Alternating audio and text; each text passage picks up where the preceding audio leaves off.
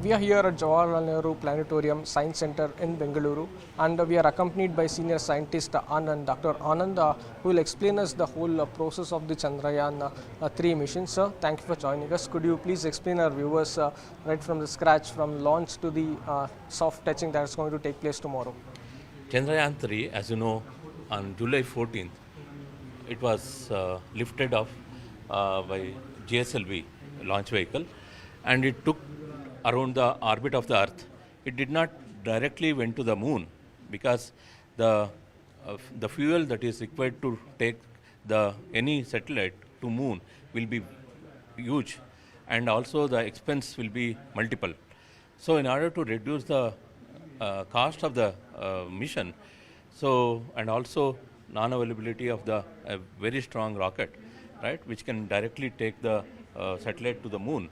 So it was thought of taking satellites many times around the Earth, and using the Earth's gravitation, the satellites increases its velocity and reaches the lunar orbit.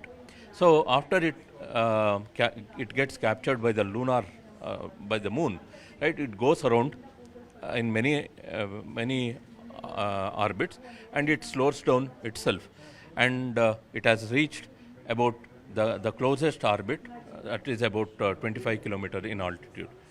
So once it has reached its final orbit around the moon of 25 kilometers, it will stabilize itself. So once it gets stabilized, then the major mission of soft landing will take place. The soft landing is very much required because to ensure that all the components of the lander is working and is capable of doing the further scientific activities. Also, sir, we can see a miniature model of moon there. Can you please explain us where the rover will land and what next? So the lander is expected to land in the southern region of the moon, where we have a crater called Mazinus, right? So near this crater, it is planned to land the lander. If everything goes well, and we expect that lander will be landing in the South Pole safely. And the last stage of landing the lander is actually very crucial.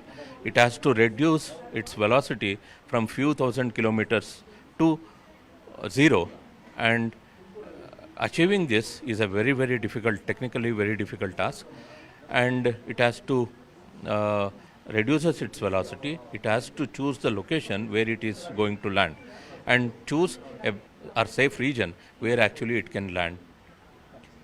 So that is a very crucial part. And also, sir, recently we also witnessed Russia's Lunar 25 crash as well. So keeping that aspect in mind, how optimistic India is regarding the landing of Chandrayaan-3? As you saw, it was a very technically challenging task to put anything around a orbit of an celestial object. So Russia failed to insert its lander, right, into the safer orbit around the moon.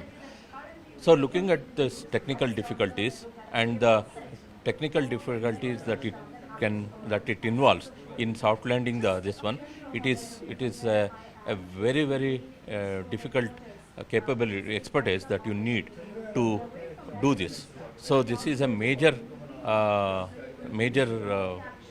technical opportunities, or the technical challenge that we are looking for, right, to achieve in this mission. And what will this historic accomplishment mean to India as well as ISRO, sir?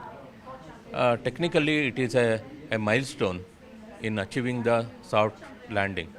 So once, if you are capable of soft landing a vehicle or a mission on the moon, it means that you can take humans or you can take any equipments safely to the moon and do whatever the scientific analysis that you can do and bring them back.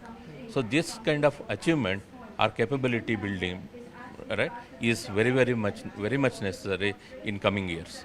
So, if it happens, then India will be a fourth nation to have that capability. So that is one of the very needful thing in this space era. Okay, sir. Thank you so much. So that's senior scientist Dr. Anand for you explaining the whole Chandrayaan-3 mission